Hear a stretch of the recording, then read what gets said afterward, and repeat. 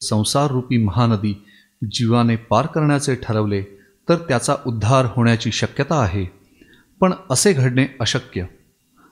तर आता जीवाने काय करावे? भगवंताचे सर्व भावे भजन करणे हाच त्यावर उपाय आहे. पुढील चिंतनातून ह.भ.प. श्री संदीप महाराज आपल्याला जो बोध करीत आहेत त्याने ह्या अथांग संसाररूपी महानदीचा पार आपण ऐलतीरावरून गाठू हे निश्चित. येथे एकची लीला तरले, जे सर्व भावे मज भजले, तया ऐलीच थडिये सरले मायाजाळ.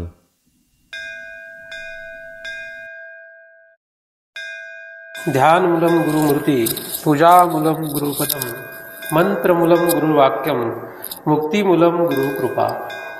ब्रह्मेवाहम् अहं ब्रह्म न चाहं ब्रह्मणा पृथक्, नाहं देहो न मे देहा, केवलहं सनातन. या ठिकाणी आपण वरुडे या गावातील सप्ताहाच्या कार्यक्रमानिमित्त एकत्र आलेलो आहोत. आता हा टाईम जो आहे, म्हणजे ही जी वेळ आहे ही प्रवचनाची वेळ आहे. 4 ते 5 असा इथला हा टायमिंग मला सांगण्यात आला. त्यानुसार आपण या वेळेमध्ये प्रवचनाचा विषय म्हणून श्री ज्ञानेश्वरीमधील 7व्या अध्यायातील 14 नंबरच्या श्लोकावरील 97 नंबरची ओवी चिंतनासाठी घेणार आहोत. ती याच गावातील एका साधकाने ही ओवी काढलेली आहे आणि ही सर्वात मोठी आनंदाची गोष्ट आहे. कारण माझा एक हा प्रयत्न असतो की ज्या गावामध्ये आपण चिंतन करतो, ज्या गावामध्ये आपण प्रवचनाचा विषय मांडतो, त्या गावामध्ये त्या गावातल्याच एखाद्या व्यक्तीने जर ती ओवी काढली तर सर्व दृष्टीने बरं राहतं. म्हणून या गावातीलच एका व्यक्तीने ही ओवी काढलेली असल्यामुळे ही माझ्यासाठी तरी आनंदाची गोष्ट आहे. 7वा अध्याय जर आपण विचार केला तर हा अत्यंत महत्त्वाचा अध्याय आहे. 7व्या अध्यायामध्ये 14 नंबरचा श्लोक हा फारच महत्त्वाचा आहे. कारण या श्लोकामध्ये दैवी हेषा गुणमयी मम माया दुरत्तया असा हा श्लोक आहे. दैवी हेषा गुणमयी मम माया दुरत्तया मामेव एवं प्रपद्यन्ते माया मेताम तरन्ति ते.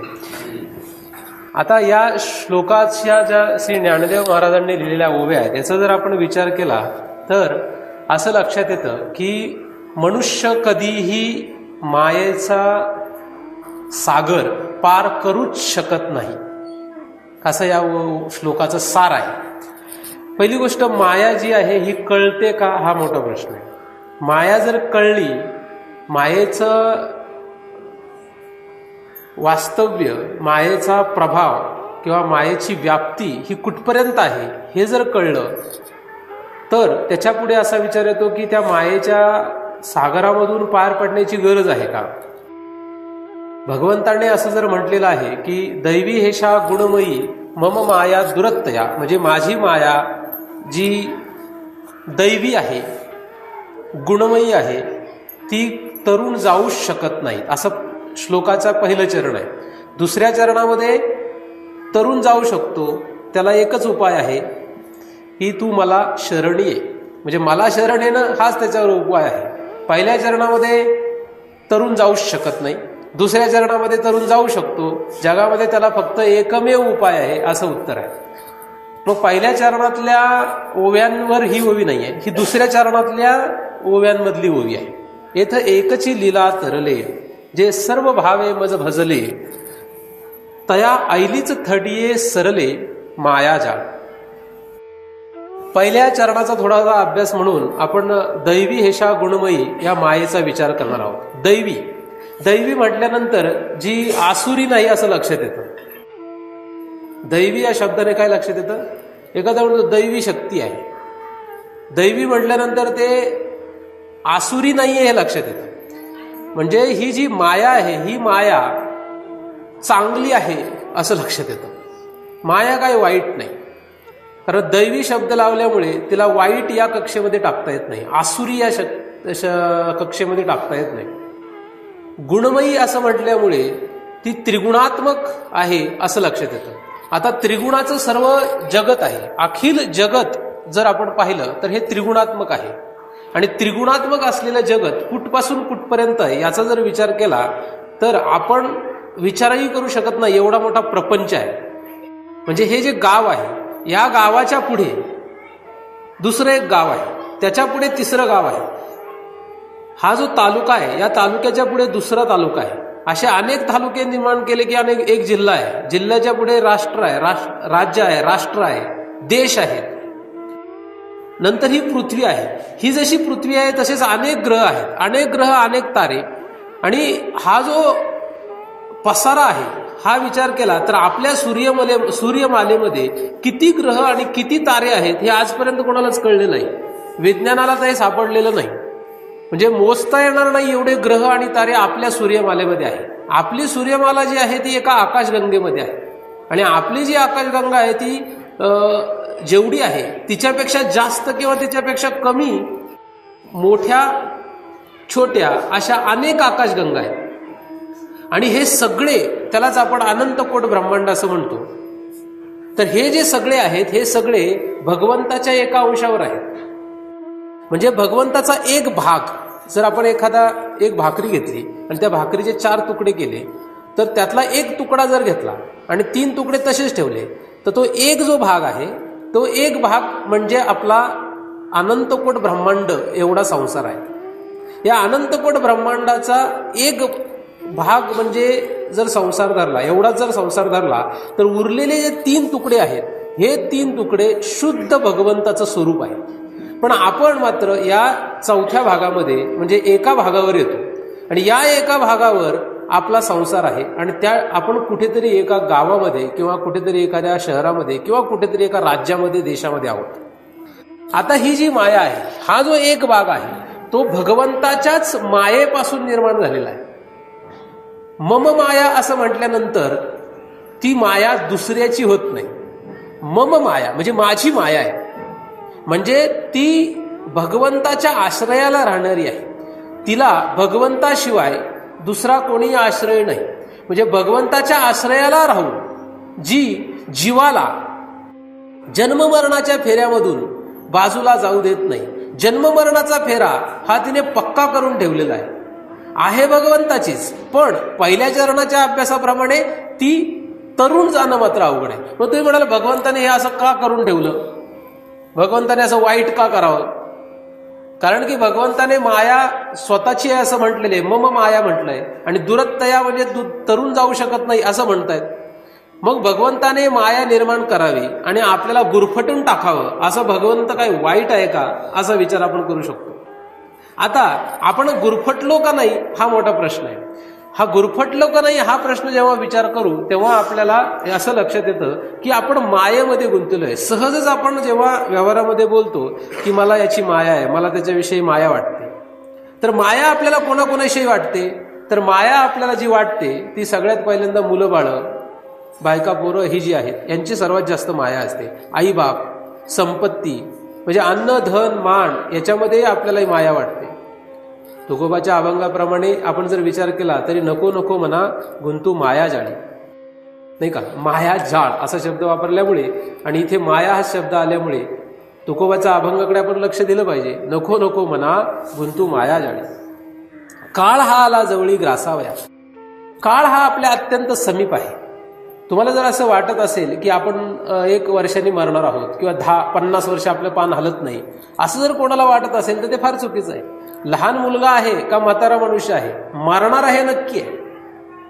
आणि कधी मरणार आहे हे कोणीच सांगू शकत नाही. आपण असे जगतो आहोत की आपल्याला वाटतं आपण अमर आहे, आपण मरणारच नाही. या आविर्भावामध्ये, या भावात आपण जगतोय. आपल्याला एवढा अहंकार आलेला आहे की आपल्याला असं वाटतं की यम आपलं काहीच करू शकत नाही, यम आपल्याला घेऊन जाऊ शकत नाही. म्हणजे यमाची आपल्याला भीती नाही आणि यम कोणालाही घेऊन गेल्याशिवाय राहणार नाही हे मात्र नक्की आहे. प्रत्येक जण या यमाच्या तावडीत आहे. यम हा आपल्याला घेऊन जाणार हे नक्की. मग यम येण्याच्या आत आपल्याला काहीतरी विचार करावा लागेल. म्हणून तुकोबाने आपल्याला सावध करून ठेवलेला आहे की नको नको म्हणा गुंतू मायाजाळी, काळ हा आला जवळी ग्रासावया. मग मायाजाळ म्हणजे काय तर ते पुढच्या चरणांचा विचार केला तर लक्षात येतं. पुढच्या चरणामध्ये मायाजाळ लक्षात येतं. परंतु हे जर कोणी महाराजांनी सांगितलं किंवा कोणी सांगितलं तर ते आपल्या पचनी पडत नाही, आपल्या जीवाला ते गोड वाटत नाही. पण तुकोबाचा अभंग आहे असं म्हटल्यानंतर आपण नीट त्याचा विचार करू शकतो. तुकोबा म्हणजे काही एक सामान्य मनुष्य नाहीये. तुम्हाला आम्हा सारखं आहे तुकोबा काय नाहीये. तुकोबा हे अवतार पुरुष आहे. अवतार पुरुष असल्यामुळे जगद्गुरु आहे. म्हणजे अवतार पुरुष अधिक जगद्गुरु हे पद अशा थोर व्यक्तीने आपल्यासाठी हा अभंग लिहिला आणि मायाजाळ आपल्यासाठी स्पष्ट करतायत. नको नको मना गुंतू मायाजाळी, काळ हा आला जवळी ग्रासावया, काळाची ही उडी पडेल बा जेव्हा, सोडविना तेव्हा माय बाप. म्हणजे सगळ्यात पहिले मायाजाळातले प्रमुख कोण ठरले? माय आणि बाप.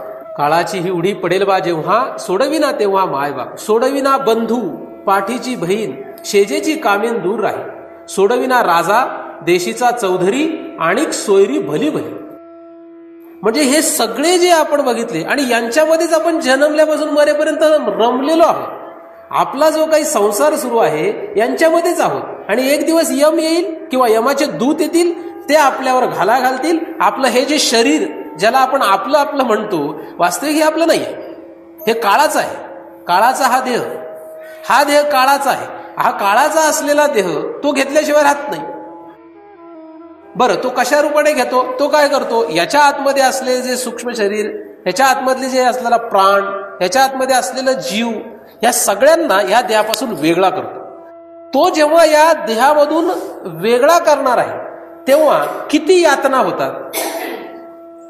जेवढा जास्त चिकटला तेवढ्या यातना होतात. पण यातना झाल्यानंतर ते सांगायला पण शिल्लक कुठे राहतं? कारण दुःख झाल्यानंतर ज्याला दुःख होतं तो सांगणारा असावा लागतो. आपल्या शेजारी एखादा मनुष्य आजारी पडलेला आहे, त्याला खूप वेदना होत आहेत, तो सांगतोय, पण तरी सुद्धा त्याला नक्की किती वेदना होतात हे काही तो आपल्याला कसं कळणार?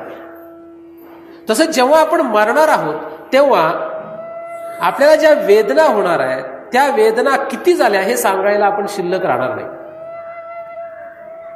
या शरीरामधून जेव्हा आपण जाणार आहोत, म्हणजे यमदूत येऊन आपल्याला घेऊन जाणार आहेत, आणि ते घेऊन गेल्यानंतर पुढे आपल्याला खूप मजा आहे असं काही नाहीये. बरं, जेव्हा आपण या शरीरामध्ये आलो, म्हणजे जेव्हा आपला जन्म झाला तेव्हा सुद्धा काही आपण आनंदाने आलेलो नाहीये. म्हणजे जन्माला आल्यापासून रड सुरू झालेली आहे. रडायला सुरुवात केली जन्माला आल्यापासून, आणि आयुष्यभर काही ना कारणाने रडत राहिलो.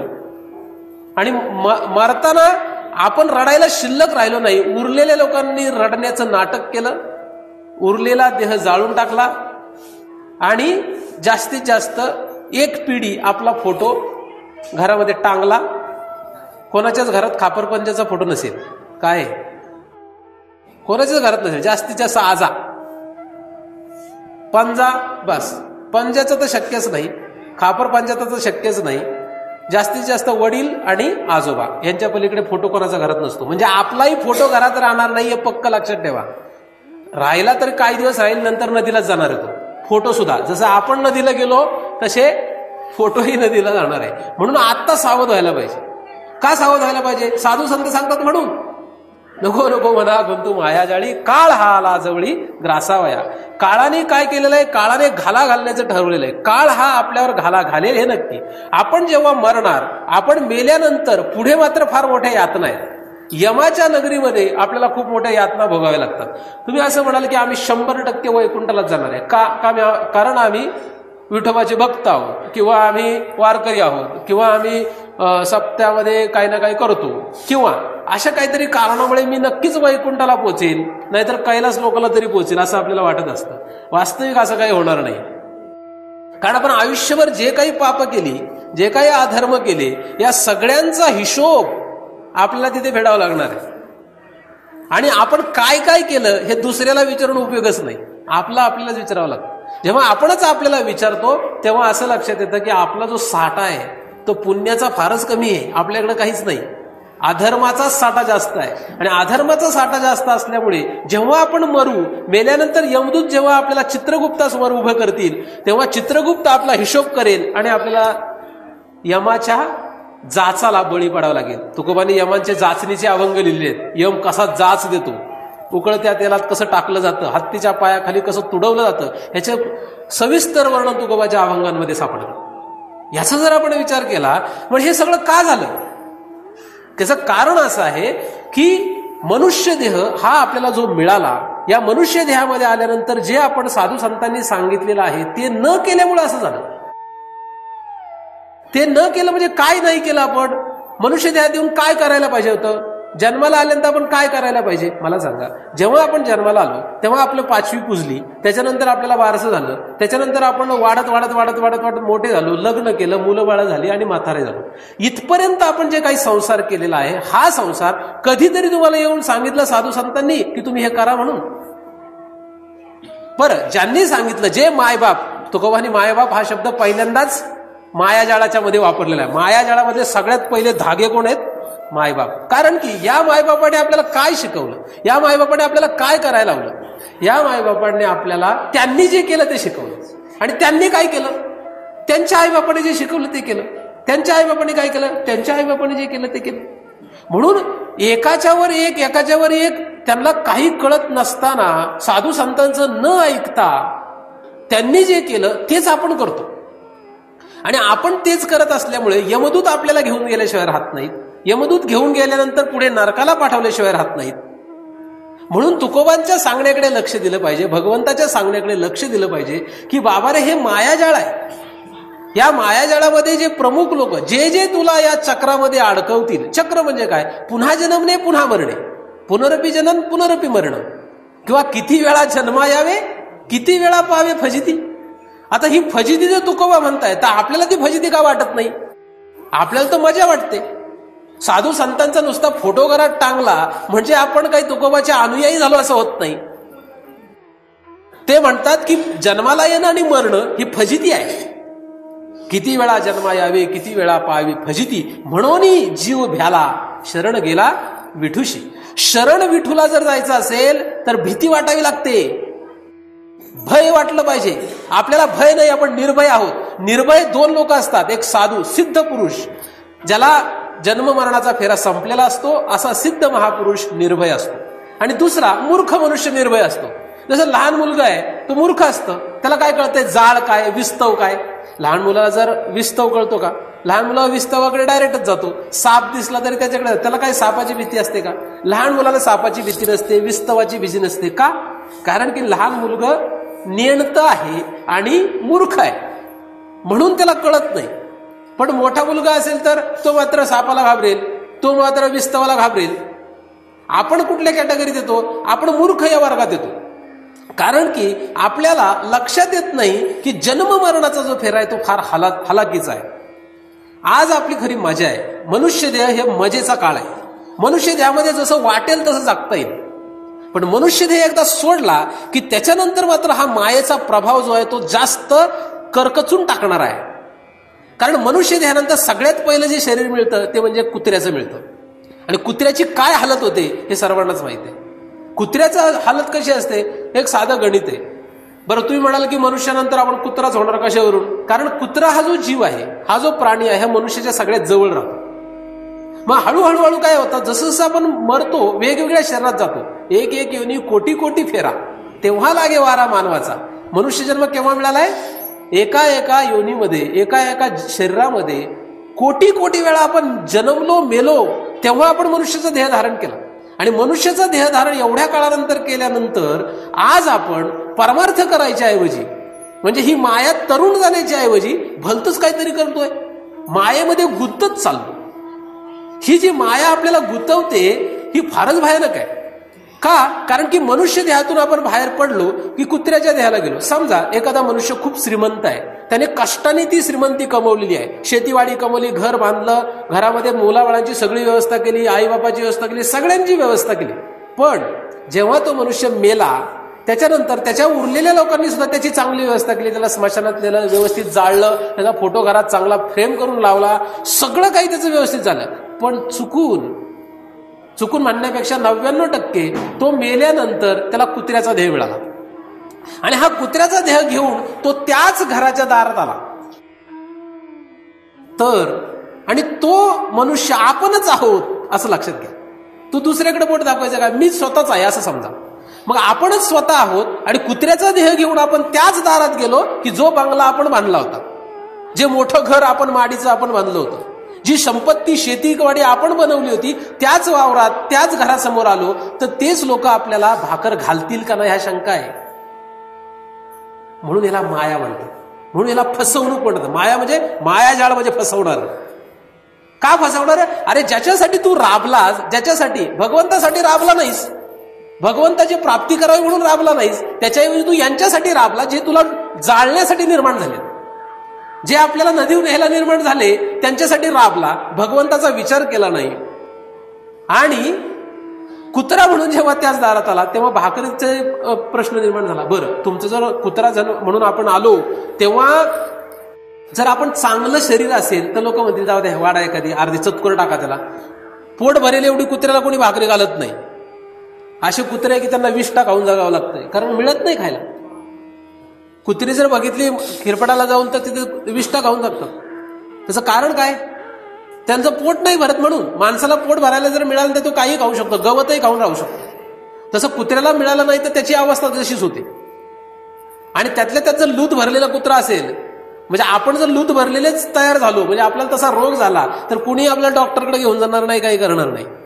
मग त्याच जागेमध्ये जी आपलीच संपत्ती आपण कमवली पण ती मला आपल्याला काय उपयोगाला नाही. कुत्र्यानंतर मांजर, डुक्कर, बैल, गाय, म्हैस असले देह प्राप्त होतात. ह्याच्यानंतर क्रमाने आपण हिंस्त्र पशुकडे, साप, विंचू, नको नको ते देहाला आपल्याला जावं लागतं. बैल झालो तर मालक म्हणत नाही की आता ओझं किती टाकू, तुला विचारत नाही बैलाला कोणी की तुझ्या शरीरावर मी आता 100 किलोचं पोतं ठेवतो, टाकू का? तो म्हणत नाही. मालकाला जेवढी पोती वाटतील तेवढी गाडीत टाकत असतो. तो काय असं म्हणत नाही की मी आता एवढेच टाकणार आहे, असं काही नाही. बैलाच्या तोंडातून फेस गळतोय, त्याच्या डोळ्यातून अश्रू गळतायत, हे कोणी पाहिलंय?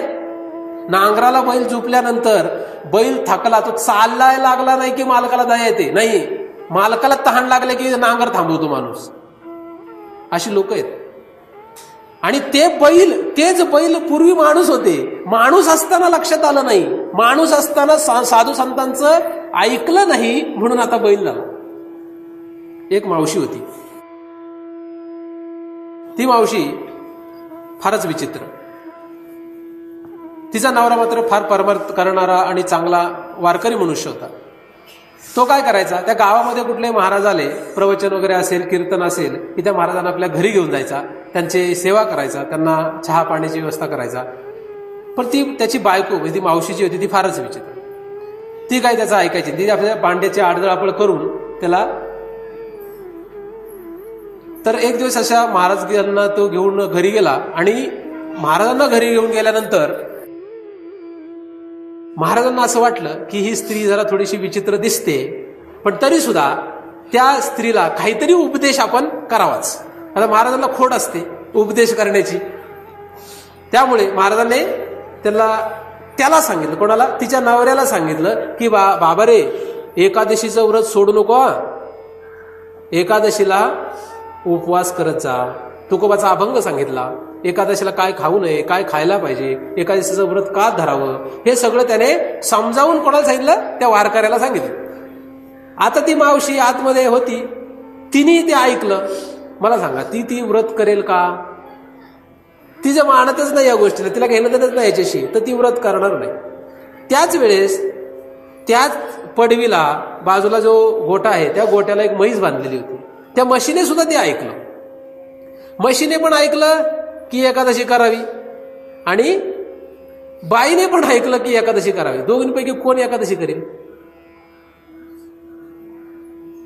बाई करू शकते पण करणार नाही, म्हैस करू शकत नाही, म्हैस करूच शकत नाही. आता करण्याचा अधिकार गेला तिचा. आता ही मावशी जेव्हा मरेल तेव्हा यम काय म्हणणार? तुला जेव्हा करण्याचा अधिकार होता तेव्हा तू केलं नाहीस, आता मात्र तुला काय खावं लागेल? आता तू म्हैस हो. म्हणजे मावशी मेली आणि कोण झाली? म्हैस झाली. ह्या म्हशी जे दिसतात ह्या पूर्वीच्या कोण आहेत? परमार्थ न करणाऱ्या, भगवंताला शरण न गेलेली जीव आहेत. माणसंच जी जेव्हा मनुष्य असताना परमार्थ करत नाही, मनुष्य असताना परमार्थ न करणारी जी माणसं आहेत, ही माणसं पुढे जाऊन कुत्रा, मांजर, डुक्कर, बैल, म्हैस, गाय अशा प्रकारे असंख्य विचित्र अशा योनीला, शरीराला प्राप्त होतात. आणि ती जी हालत आहे, हे जर एवढं मोठं जाळं बघितलं एका एका शरीरामध्ये जर असंख्य दुःख जर विचार केली तर आपण विचार करू शकत नाही एवढे दुःख आहेत. मनुष्याला काय वाटेल तेव्हा उठायचं, वाटेल तेव्हा बसायचं, वाटेल तेव्हा काम करायचं, वाटेल ते करायचं, हा अधिकार आहे. बाकीच्या कुठल्याही प्राण्याला नाही. बैलाला तसं नाही, दावणीला बांधल्यानंतर मालकाला वाटेल तर सोडतो. कुठल्याही प्राण्याला अन्न पाणी याची सगळ्याची जी व्यवस्था ही पुरेशी नाहीये. माणसाला वाटेल तसं करता येतं. तो जर नीट राहिला तर त्याची कधी खाण्याची पिण्याची आबाळ होत नाही. विचित्र असेल तर आबाळ झाल्याशिवाय राहत नाही, हे पण बरोबरच आहे. म्हणून जो कोणी भगवंताला शरण राहतो त्याचं कधी वाईट होत नाही असं आपल्याला लक्षात येतं. मग असं असताना सुद्धा साधू संतांनी जे भगवत शरण जायला सांगितलेलं आहे हे मनुष्य करत नाही, हे फारच विचित्र आहे. हीच माया आहे. आणि या मायेमध्ये सगळ्यात प्रमुख, या जाळामध्ये सगळ्यात प्रमुख कोण असतील तर आईबाप. असे आईबाप की जे आपल्याला जन्म मरणाचा फेरा दृढ करतात, जन्म मरणाच्या फेऱ्यामध्ये अडकवण्यासाठी जे आपल्याला मदत करतात, असे आईबाप हे मायाजाळातले प्रमुख आधारस्तंभ आहे. म्हणजे हे मायाजाळातले प्रमुख. म्हणून आईबापाने जन्माला पोरग आलं तर गळ्यात माळ घालावी. पोरग जन्माला आलं की माळ घाल. ज्ञानदेवाच्या चरणी न्यायचं, विठोबाच्या चरणी न्यायचं, कुठल्याही मंदिरात न्यायचं, त्याला पहिली माळ घालायची. महाराज नसले तरी चालेल. म्हणजे आईबाप असे असले तर ते जर माळ घातली, त्याला वारकरी केला, तर याचा अर्थ काय होतो, तर तो त्याला मायाजाळातून काढण्याचा प्रयत्न करतोय. त्याचं आयुष्यभर हीच व्यवस्था करण्याचा प्रयत्न करावी की बाबा रे तू भगवंताला शरण जा, भगवंताच्या मार्गाने निघून जा. अशा रीतीने जर आईबाप प्रयत्न करतील तर ते मायाजाळातून बाहेर काढायचा प्रयत्न करतात. पण त्याच्याऐवजी जर त्याला संसार कसा करावा हे शिकवत असतील, आणि संसाराचा शेवट, माझे अनेक म्हातारे मित्रांनी अनेक म्हाताऱ्या लोकांना विचारलं की आजोबा आता खरं सांगा मला की आयुष्यात काय खरं आहे. नाही तर बरेच तुम्ही म्हातारे लोक इथे आहात, मला खरंच सांगा, तुम्ही आता सांगा काय खरं आहे आयुष्यामध्ये. जेवढे म्हातारे त्या सगळ्यांचं उत्तर एकच असतं, काहीही खरं नाही. जे काही भोगलं, जे काही केलं याच्यात काही तथ्य नाही. आणि अशाच निर्णयावर 90% म्हातारे येतात. काही काही म्हातारे तरी सुधरत नाही, तो भाग निराळा आहे. परंतु 90% म्हातारे लोक वयाच्या शेवटच्या काळामध्ये हा जीव या शेवटावर येतो, या निर्णयावर येतो की काहीही खरं नाही संसार म्हणजे. कारण असंख्य दुःख, ही तर फक्त मनुष्य देहातली दुःख भोगलेली आहेत. पुढे जी दुःख मिळणार आहेत ते किती दुःख आहे त्याचं वर्णन तुकोबाने, याचं वर्णन सर्व संतांनी, ज्ञानदेवाने सुद्धा अनेक रीतीने केलेलं आहे. 13व्या अध्यायामध्ये सुद्धा अनेक प्रकारे तुम्हाला त्याचं वर्णन सापडेल की मनुष्य देह आल्यानंतर काय हालत होते, मनुष्य देह गेल्यानंतर पुढे काय हालत होते. म्हणून असं हे जे मायाजाळ आहे, या मायाजाळामधून आपण बाहेर पडावं का नाही पडावं याचा विचार आपण सर्वांनी करायला पाहिजे. जर साधू संत सांगतात तर खोटं सांगणार नाही. एक वेळ गावातला सरपंच खोटं बोलेल, कारण प्रमुख व्यक्ती जरी असला तरी सुद्धा तो साधू संतांचा ऐकणारा नसेल तर कदाचित तो खोटं बोलेल. परंतु साधू संत कधी खोटं बोलणार नाही. साधू संतांनी जर सांगितलंय की हे मायाजाळ आहे तर मायाजाळच आहे. म्हणून आपण सर्वांनी या मायाजाळाचा विचार करायला पाहिजे, या मायाजाळातून बाहेर येण्याचा प्रयत्न केला पाहिजे. आणि बाहेर येण्यासाठी काय करायला लागतं ह्याचं उत्तर ह्या ओळीमध्ये. एथ एकची लीला तरले. येथे फक्त एकच लीला तरलेली आहे. लीला म्हणजे, आता लीला हा शब्द आपल्याकडे फारच फसवणूक आहे. लीला हा शब्द कसा असतो, कारण काही लोकांना अडचण आली की भगवंताची माया, मम माया, म्हणजे भगवंताची माया आणि अडकवते, भगवंताची माया आणि आपल्याला संसारामध्ये दुःख देते. कारण संसारामध्ये, संसार दुःख मूळ, चहूकडे इंगळ, विश्रांती नाही कुठे, रात्रंदिवस तळमळ. लागली का नाही मला माहित नाही तुम्हाला तळमळ, परंतु मला हे नक्की माहित आहे, ज्या अर्थी साधू संत म्हणतात त्या अर्थी रात्रंदिवस इंगळ आहे नक्की. ज्या अर्थी तळमळ आहे असं साधू संत म्हणतात त्या अर्थी ते असणार हे नक्की. आणि तसं दिसतंय. प्रत्येकाचं जगणं जे आहे हे असंच आहे. हा संसार दुःख मूळ आहे. संसाराचं मूळ दुःखात आहे.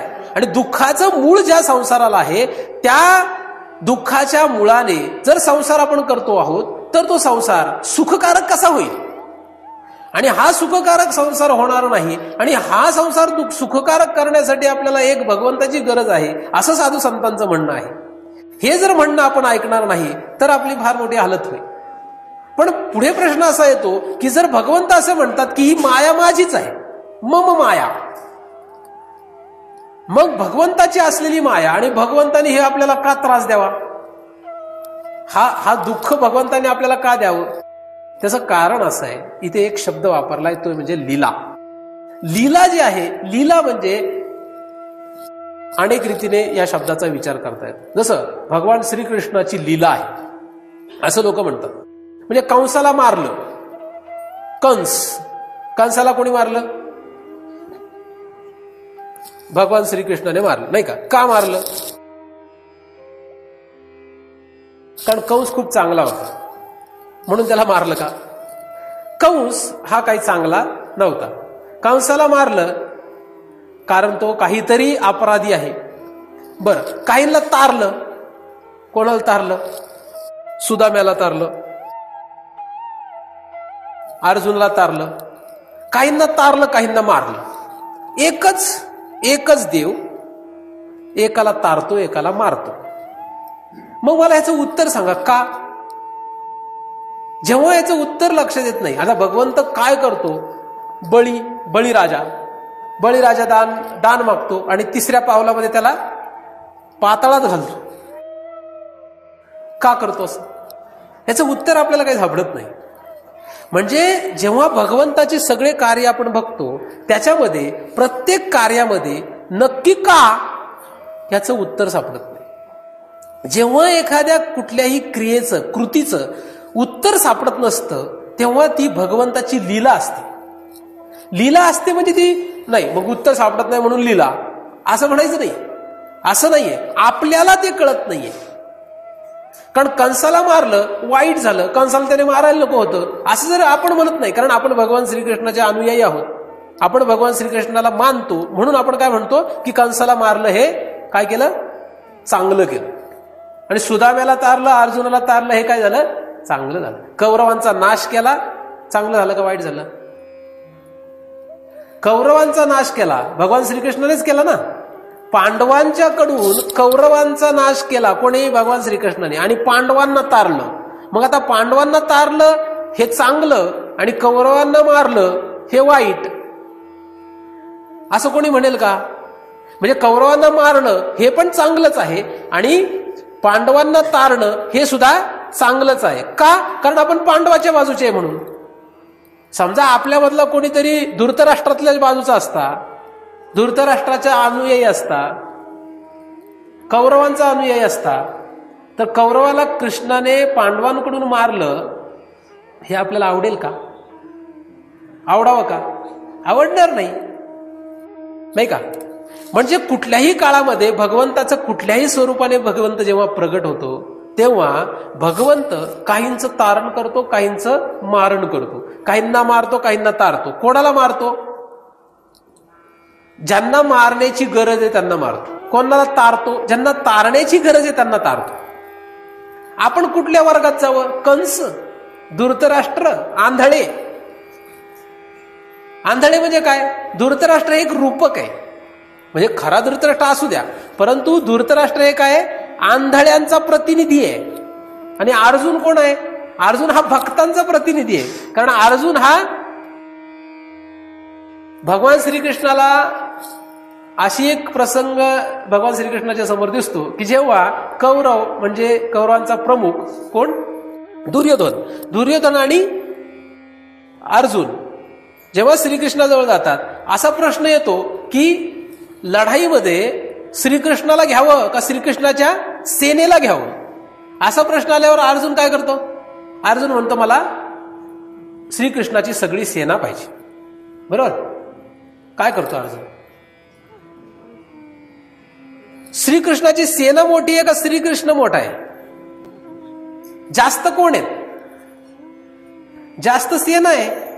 कौरवाच्या म्हणजे दुर्योधनाच्या आतमध्ये तेव्हा अत्यंत हलचल निर्माण झाली, अस्थिरता निर्माण झाली. त्याला भीती वाटायला लागली की आता हा अर्जुन जर श्रीकृष्णाच्या सेनेला कौरव सेनेत पासून दूर करेल, म्हणजे मला जर ती सेना मिळाली नाही तर काय उपयोग नाही. म्हणून तो आतमध्ये प्रार्थना करतोय. कोण? दुर्योधन, की ह्या अर्जुनाने श्रीकृष्णाची सेना घेऊ नये, यासाठी दुर्योधन प्रार्थना करतोय.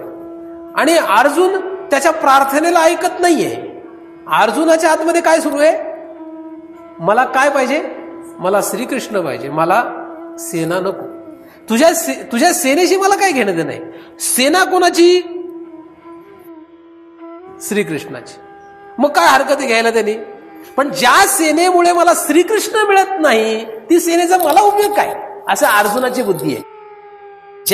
जरी ती सेना श्रीकृष्णाची असली तरी सुद्धा त्या सेनेचा स्वीकार केला असता जर मला श्रीकृष्ण मिळत नाही तर त्या सेनेचा मला उपयोग नाही. म्हणून अर्जुन कोणाचा स्वीकार करतो? श्रीकृष्णाचा स्वीकार करतो. आणि कौरवाला त्याच्यामध्ये काय होतो? हर्ष निर्माण होतो, त्याला आनंद होतो की याने हा बावळट आहे, याने काय घेतलं? श्रीकृष्ण घेतला एकटा. आणि मी कोण घेतोय? मला काय मिळालं? तर मला ही अख्खी सेना मिळाली. आणि म्हणून अर्जुन काय झाला? त्याच्या रीतीने खुश झाला. आणि इकडे हा कौरव सुद्धा अत्यंत आनंदित झाला, नाचू लागला तो की मला ही श्रीकृष्णाची भलाढ्य सेना, ज्या सेनेतले एक एक रथी महारथी जर पाहिले तर ह्या पांडवांचा एका क्षणात नाश करू शकतील, एवढे रथी महारथी त्या श्रीकृष्णाच्या सेनेमध्ये आहेत. श्रीकृष्णाच्या सेनेचा जर तुम्ही अभ्यास केला तर आपण विचारही करू शकत नाही, देवादिकांना थरकाप होईल अशी श्रीकृष्णाची सेना आहे. आणि या सगळ्या सेनेपासून अर्जुनाला काही घेणं देणं नाही. पण कौरवाला मात्र, म्हणजे दुर्योधनाला मात्र त्याच्याशी घेणं देणं नाही. आता आपण कौरव म्हणजे दुर्योधन व्हावं का आपण अर्जुन व्हावं, हा प्रश्न कोणाचा आहे? हे जगतरूपी संसार जो आहे, हे जे मायाजाळ आहे, या मायाजाळामधला प्रत्येक पदार्थ कोणाचा आहे? श्रीकृष्णाचा आहे. म्हणजे ही सगळी कोणाची सेना आहे? घर दार बायका पोरं हे कोणाचे आहे मला सांगा? भगवंताचे आहेत का कोणाचे आहेत? सगळे कोणाचे आहेत? ज्या बाईशी आपण लग्न केलं, म्हणजे ज्या मुलीशी आपण लग्न केलं, ती मुलगी बायको म्हणून आपण कधी स्वीकारली? एका ठराविक वेळेला स्वीकारली.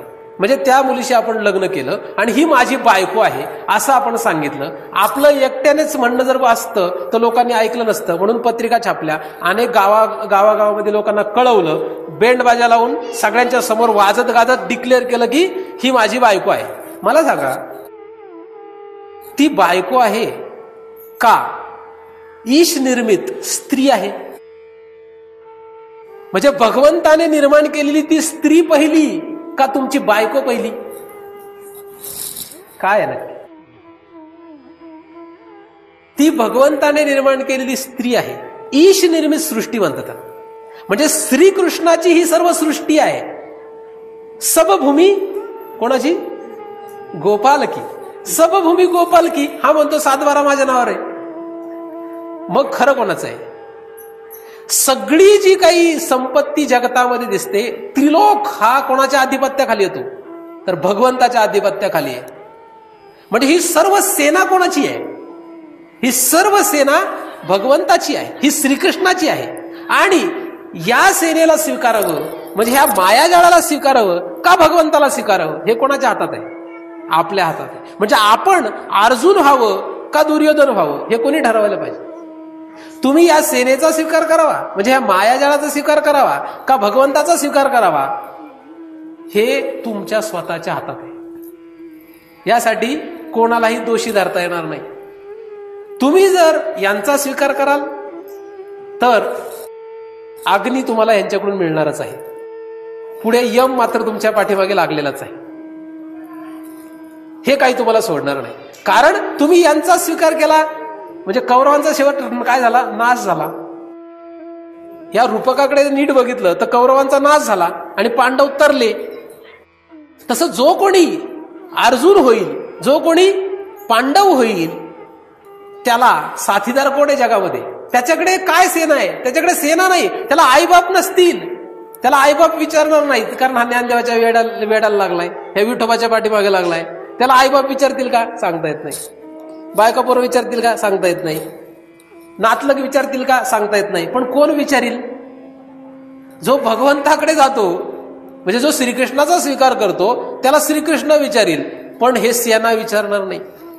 मग आपण कोणाचा स्वीकार करावा? आपण भगवंताचा स्वीकार करा. आपण जर भगवंताचा स्वीकार केला तर सेनेशी घेणं देणं नाही. म्हणजे जगातल्या कुठल्याही पदार्थाशी कोणाशीही आपल्याला घेणं नसावं. तुम्ही जगातला कुठलाही पदार्थ घ्यायचा प्रयत्न केला की तो पदार्थ कोणाचा आहे? मला तुम्ही जागा झाल्यापासून झोपेपर्यंत ज्या ज्या पदार्थांना हात लावताय तो पदार्थ नीट विचार करा कोणाचा आहे. कुठलाही पदार्थ हात लावा. हे देऊळ कोणाचं आहे?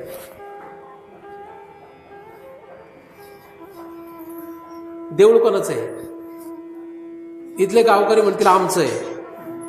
तुमचं आहे का देवाचं आहे? आता अहंकार जर असेल तर तो अहंकार तुमच्या सरणावरच जाणार आहे. त्यात काही वाईट नाही का? देऊळ तर सोडा. तुमच्या संपत्तीमध्ये तुमची स्वतःची जी सातबाऱ्यावर जरी जमीन असली तरी ती नीट विचार केली तर कोणाची आहे?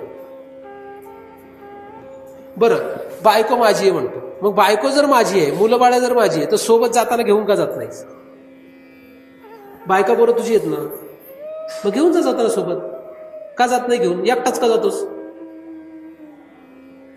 तुझी होती तर एकटा का गेलास? एकटा का जातोस? बरं, यांनाही तुझा कळवळा होता, तर तू मेल्यावर ही मेली का नाहीत? ही का नाही गेली सरणावर? बरं, सरणावर गेली तरी तू कुठं जाशील? तुझ्या कर्माने जाशील. आणि ते कुठे जातील? ते त्यांच्या कर्माने जातील. पण तुमची ताटातून ठरलेलीच आहे. म्हणूनच हे मायाजाळ आहे.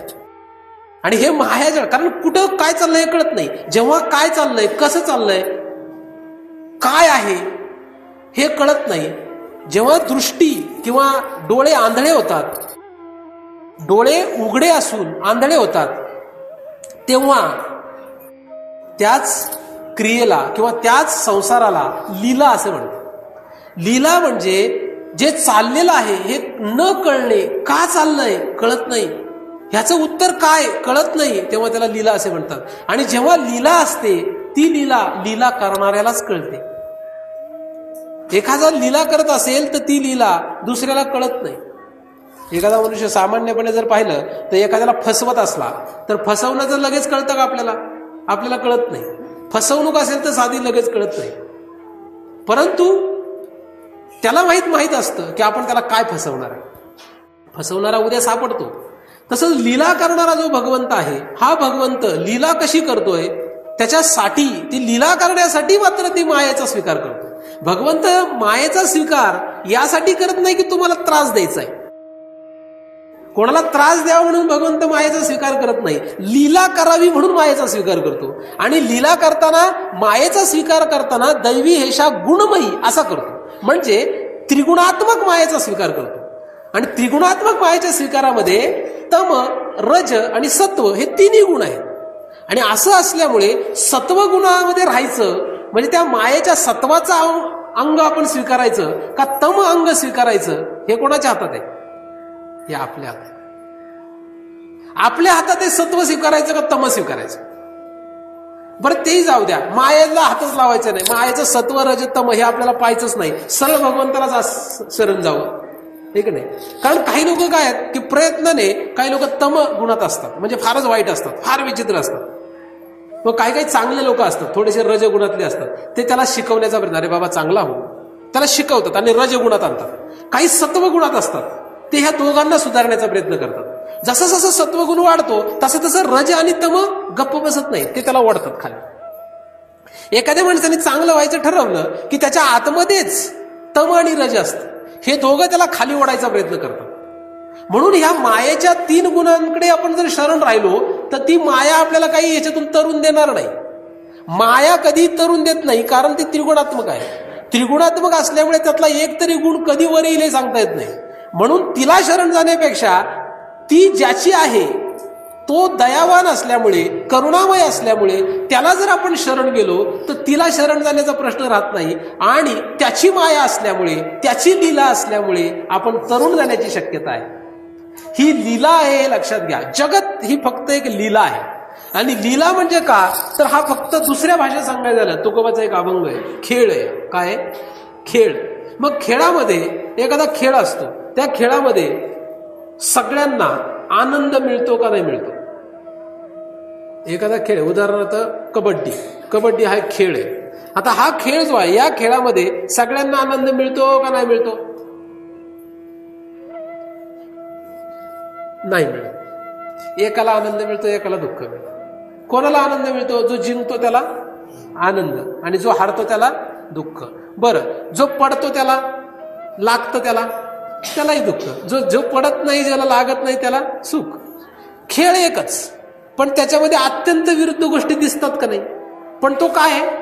खेळ आहे. खेळ आहे हे लक्षात जर आलं तर जिंकला काय आणि हारला काय, काय फरक पडतो.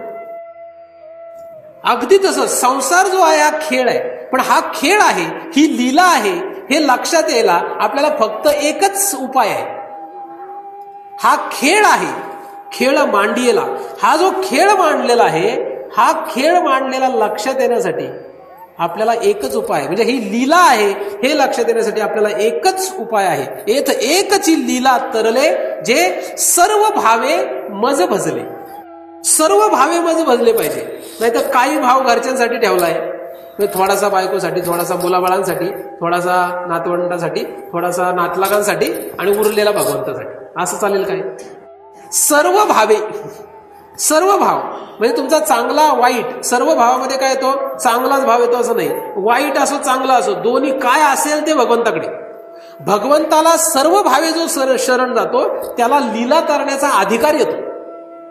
अधिकार येतो म्हणतोय, लीला तरून जातो असं होत नाही. त्याला लीला तरण्याचा अधिकार आल्यामुळे पुढे त्याला सद्गुरूची प्राप्ती होते असं पुढच्या ओव्यांमध्ये लिहिलेलं आहे. म्हणजे लीला तरण्यासाठी भगवंताला सर्व भावे भजा, भगवंताचा स्वीकार करा, त्याच्या सेनेचा स्वीकार करू नका. त्याची सेना येवो अथवा न येवो, म्हणजे घरदार बायका पोरं आणि हे सगळा प्रपंच हे आपल्या पाठीमागे येवोत अथवा न येवोत, आपण कोणाच्या पाठीमागे जायला पाहिजे? आपण भगवंताच्या पाठीमागे जायला पाहिजे. आपण भगवंताच्या पाठीमागे जा, म्हणजे काय होईल? आपल्याला लीला तरण्याचा अधिकार येईल. आणि ही लीला कशी तरली जाणार आहे? तर तया ऐलीच थडिये सरले मायाजाळ. त्याला अलीकडेच मायाजाळ संपणार आहे. अलीकडे आणि पलीकडे असा काय भाग आहे? दोन भाग आहेत, एक अलीकडे एक पलीकडे. नदी असते, नदीच्या अलीकडे आणि नदीच्या पलीकडे. तर नदीत तरुण गेलो तर पलीकडे, आणि नाही तरुण गेलो तर अलीकडे. आणि भगवंत म्हणतात, म्हणजे श्री भगवान कृष्ण आपल्याला सांगतात की त्याचं माया नदी कुठे संपते? अलीकडेच संपते, पलीकडे नाही. सरले म्हणजे संपून जाते. कशी काय संपते? अलीकडेच. पलीकडे जायची का गरज पडत नाही? मग अलीकडे म्हणजे काय, पलीकडे म्हणजे काय असं लक्षात घेतलं. तर अलीकडे म्हणजे या देहामध्ये, आणि पलीकडे म्हणजे या देह गेल्यानंतर. काही काही लोकांना काय वाटतं की मोक्ष किंवा भगवंत प्राप्ती ही देह पडल्यानंतर होईल. म्हणजे मी मेलो आणि मग स्वर्ग भेटेल, म्हणजे मी स्वर्गात जाईल. आज तागायत कोणालाही सांगताच येणार नाही, हे गॅरंटेड आहे की आज तागायत कोणालाही सांगता आलेलं नाही की मेल्यानंतर बरोबर हा वैकुंठालाच गेलाय. तुमच्या नावाच्या पुढे फोटोमध्ये वै लिहिलेला असू द्या, पण तो वै झालाय का न झालाय? न म्हणजे नरकवासी, म्हणजे तो वै झालाय का न झालाय हे कोणाला माहिती. आपण कौतुकाने लिहितो, आयुष्यभर त्याने कधी माळ घातली नाही आणि मेला त्याला लोकांनी जाळला आणि त्याच्या फोटो पुढे वै लिहिलं. मला सांगा, खरं होईल का असं? बरं, माळ घातली नको ते अहंकार घेऊन जगला, तो तरी वै होईल का? नुसती गळ्यात माळ आहे पण अहंकार दांडगा आहे. कारण अहंकारामुळे वाटायला झाले हे तर सर्वांनाच माहिती. मग हे जर असेल तर तो वै होईल का? तो वै होत नाही, कै होत नाही. कै आणि वै नाही तर तो कुठंतरी भलत्याच ठिकाणी जाण्याची शक्यता आहे. म्हणजे पलीकडे काय आहे माहिती नाही, पलीकडच्या गोष्टी इथे सांगितल्या नाही, अलीकडे काय होतंय सांगितलंय. पलीकडे गेल्यानंतर मायाजाळ तरता येत नसतं. मायाजाळ तरून जाण्यासाठी पलीकडच्या गोष्टी नको. म्हणजे देह पडल्यानंतर मला मुक्ती मिळेल, देह पडल्यानंतर मला भगवंताची प्राप्ती होईल, असल्या गोष्टी वारकरी संप्रदायात नाहीये. वारकरी संप्रदायामध्ये सद्योमुक्ती आहे. वारकरी संप्रदायामध्ये याच देही याच डोळा, पुढे काय पाहो मुक्तीचा सोहळा, याच देही याच डोळा, म्हणजे अलीकडेच, देह पडून पलीकडे नव्हे.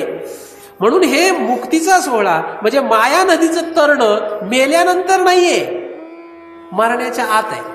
जो संपत नाही त्याला संसार म्हणतात, आणि जो संपतो त्याला परमार्थ म्हणतात. परमार्थ संपला पाहिजे म्हणजे भगवंताची प्राप्ती झाली पाहिजे. भगवंताची प्राप्ती झाली की परमार्थ संपतो. कारण परमार्थाचा शेवट काय? भगवत प्राप्ती. परमार्थ तिथेच संपतो. भगवत प्राप्ती झाली की परमार्थ संपला. आणि भगवंत प्राप्त झाला का नाही झाला हे कोणाला कळतं? फक्त आपल्या स्वतःलाच कळतं, दुसऱ्याला कळत नाही. एखादा जर म्हणला मला भगवंत भेटलेला आहे, आपण म्हणजे ठीक आहे, चांगली गोष्ट आहे. तुला जर भेटलाय तर मी पण प्रयत्न करतोय, मलाही आज नाही तर उद्या भेटेल. तो जर खोटा बोलत असेल, आपण विचार करतो नाही तो खोटाकडा आहे, असू दे ना, आपल्याला काही घेतलं नाही. समजा तो खोटं बोलत असेल तर तोटा कोणाचा आहे? त्याचा आहे. म्हणजे एखाद्याने जर भगवंत मला भेटला, भगवंत मला भेटला असं ओरडायला लागला तर काही हरकत नाही, त्याला आपण उलट आनंद करायचा. तो त्याच्याऐवजी आपणच गावात पेढे वाटायचे की लोकांना सांगायचं त्याला भगवंत भेटलेला आहे. आणि मी सुद्धा तोच प्रयत्न करतोय, पण त्याला लवकर भेटला, चांगली गोष्ट आहे. एखाद्या गावातल्या मुलाचं लग्न झालं म्हणून बाकीचे सगळे मुलं जीव देतात काय की त्याचं लग्न आज झालं म्हणून? नाही, का नाही देत जीव? त्याच्या लग्नात उलट नाचतात ना, त्याच्या लग्नात उलट वाढायला मदत करतात का नाही? का करतात? त्याचं आज झालं म्हणजे उद्या त्याला माहित असतं आपलंही होईल. मग तसं एखाद्याला भगवंत भेटला तर आपल्याला आनंद नको व्हायला? अरे एखाद्याला भगवंत भेटला तर आपण कीर्तनात नाचावं, आपण प्रवचनामध्ये जावं, आनंद व्यक्त करावा, अरे ह्याला भगवंत भेटलाय. कारण मलाही उद्या भेटेल. जो दुसऱ्याच्या लग्नात नाचतो त्याच्या लग्नात लोक नाचायला तयार असतात. का? कारण त्याचं लग्न होतच असतं. मग तसंच आहे, जर एखादा भगवंत प्राप्ती करणारा त्याला भगवंत प्राप्त झाला तर आपण खुश झालो तर आपल्यालाही भगवंत नक्की मिळणारच आहे. म्हणून हेवे दावे करण्याचा प्रश्न येत नाही. एखादा ज्ञानेश्वरी वाचत असेल, आपण आनंद व्यक्त करायला पाहिजे, अरे तू ज्ञानेश्वरी वाचतोय, मी पण वाचायचा प्रयत्न करीन. एखाद्याने गाथा पाठ केली, काय हरकत नाही, मग आपल्याला राग येतो त्याचा, त्याची गाथा पाठ झाली, त्याच्या ओव्या पाठ झाल्या, त्याचं हे झालं, असू दे, आपलंही होईल. म्हणजे लोक परमार्थात पुढे गेले तर आपल्याला आनंद व्हायला पाहिजे. परमार्थ ही आनंदाची गोष्ट आहे, इथे हेवे दावे किंवा दुःखाची गोष्ट नाहीये. तर हे जे आईलीकडे आणि पहिलीकडे आहे, ते पहिलीकडे नको, आपल्याला पलीकडे संपवायचंय का? इथे लिहिलेलं आहे, तया आईलीच म्हणजे याच ठिकाणी, तया आईलीच थडिये सरले मायाजाळ. मायाजाळ म्हणजे ज्या जाळ्यामध्ये जन्म मरणाचा फेरा सापडतो. जन्म मरणाच्या फेऱ्यालाच मायाजाळ म्हणतात. आणि हा मायाजाळ दृढ करण्यासाठी जे कोणी कारणीभूत होतात, आई बापाला जाऊन विचारायचं की तुम्ही मला ह्या जन्म मरणाच्या फेऱ्यापासून वाचू शकता का? पोरं अशी विचारत नाही. पोरं जाऊन आई बापाला विचारतात, तू माझ्या लग्नासाठी किती जमा करून ठेवलेत पैसे? असा कुठला मुलगा असतो का की आई बापाकडे गेला आणि मला म्हटला की तू मला जन्म मरणाच्या फेऱ्यामधून वाचवण्यासाठी काय केलंय, माझ्यासाठी काय व्यवस्था केली आहे का? असं कोणी विचारलंय? कोणाच्या मुलाने विचारले? तुम्ही म्हणाल नाही विचारणार. का नाही विचारणार? आपणच तसे नाही ना. आपला जर तसा विचार नाहीये तर त्याचा तरी तसा कसा होईल? आपण आपला विचार बदला, आपोआप त्याचाही विचार बदलेल. ढवळ्या शेजारी बांधला पवळा, वाण नाही पण गुण लागला. तुम्ही तुमचे विचार बदला, तुमचे शेजारच्यांचे सगळ्यांचे विचार बदलतात आपोआप. तुम्ही पक्का लक्षात निर्धार करा की आपल्याला भगवंतच पाहिजे, सेना नको. आई बाप नसले तरी चालतील पण भगवंत पाहिजे. बायका पोरं नसली तरी चालेल पण कोण पाहिजे? भगवंत पाहिजे. कोणी नसलं तरी चालेल पण भगवंत पाहिजे. असा जेव्हा तुमचा निर्णय होईल तेव्हा तुमच्यासोबत राहणाऱ्या लोकांनाही तसंच वाटायला लागेल. मग त्यांनी भगवंताकडे जाऊ नये का? त्यांनी भगवंताकडे जावं, आपणही भगवंताकडे जावं, दोघांनीही भगवंताकडे जावं. आणि जेव्हा तुम्ही भगवंताला भेटाल, भगवंताची प्राप्ती होईल, भगवंताशी तुमचं समन्वय साधेल, समत्व एकत्व साधेल, तुमची त्याच्याशी भक्ती होईल, तेव्हा ही माया नदी राहत नाही. कारण याच देहात याच ठिकाणी त्याला जन्म मरणाचा फेरा संपतो. जन्म मरणाचा फेरा संपला की त्यालाच म्हणतात मायाजाळ तुटलं. कारण जन्म मरणाचा फेरा हेच मायाजाळ आहे. जन्म मरणाचा फेरा संपतो, याला वारकरी संप्रदायात प्रमाण काय? कशावरून वारकरी संप्रदायातल्या लोकांचा जन्म मरणाचा फेरा संपतो? तुका महाराजांचा काय अभंग आहे, तुकोबाचा अभंग आहे. प्रमाण माहितीये का? वारकऱ्याचा याच देहामध्ये परमार्थ संपतो, म्हणजे मायाजाळ संपतं. जन्म मरणाचा फेरा खंडित झाला की मायाजाळ तुटलं. म्हणजे भगवंत प्राप्ती झाली की मायाजाळ तुटलं. लोका काळ खाय आम्ही दिला माथा पाय. लोका काळ खाय आम्ही दिला माथा पाय. हा कोणाचा अभंग आहे? तुकोबाचा अभंग आहे. असं कुठं होतंय काय? असं लोक जर म्हटले तर तुकोबावर विश्वास नाही, म्हणून होणारच नाही तसं. लोकांना काळ खातो, आम्ही त्याच्या माथ्यावर पाय दिलेला आहे. अमर आहा खरे की पहा खोटे विचारुनी. कोणाला विचारा? आई बापाला विचारायचं जे मरणार आहेत. अरे जे अमर आहेत त्यांना विचारावं की अमर आहोत काय? अमर कोण आहेत? अजरामर कोण आहेत? मरण आमचे मरून गेले, आम्ही झालो अजरामर. मरण आमचे आम्ही पाहिले आमच्या डोळा. किती प्रमाणे सांगू तुम्हाला? म्हणजे आईलीच थडिये सरले का नाही? का पलीकडे गेल्यावर सरेल? पलीकडे नाही, अलीकडे जर आपलं सरलं, संपलं, तरच ही ओवी आपल्या उपयोगाला आली. आणि हे केव्हा शक्य आहे? जे सर्व भावे मज भजले. आज भाजा, उद्या भाजा, कधीही भाजा. तुम्हाला काही टायमिंगचं सांगितलं नाही, पण मरण येण्याच्या आत भाजा. कळो येवो अंत समय येण्याच्या आत कळू द्या. पण एकदा का त्या यमाने यमदूताच्या करवी तुमचा जीव काढून घेतला की मग मात्र एक एक योनी कोटी कोटी फेरा. 184 येवनिया प्रति कोटी फेरे होती कोटी जीवा. एवढे फेरे घालावे लागतील आणि मग मात्र फार हालत होईल. म्हणून आजच घाबरा, आजच भीती वाटू द्या आणि शरण जाऊ द्या. कोणाला?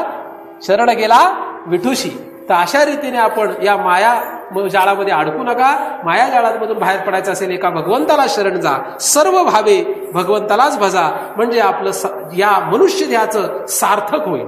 आणि असं सार्थक करून घेण्यासाठी आपल्याला बुद्धी हो, आपलं मन, बुद्धी, जीव त्याच दिशेने जावो, यासाठी आपल्याला सर्वतोपरी भगवंतांनी कृपा करावी अशी त्यांच्या चरणी प्रार्थना करतो. त्यांच्याच कृपेने निर्माण झालेले चिंतन त्यांच्याच चरणी अर्पण करतो आणि येथेच पूर्ण विराम करतो.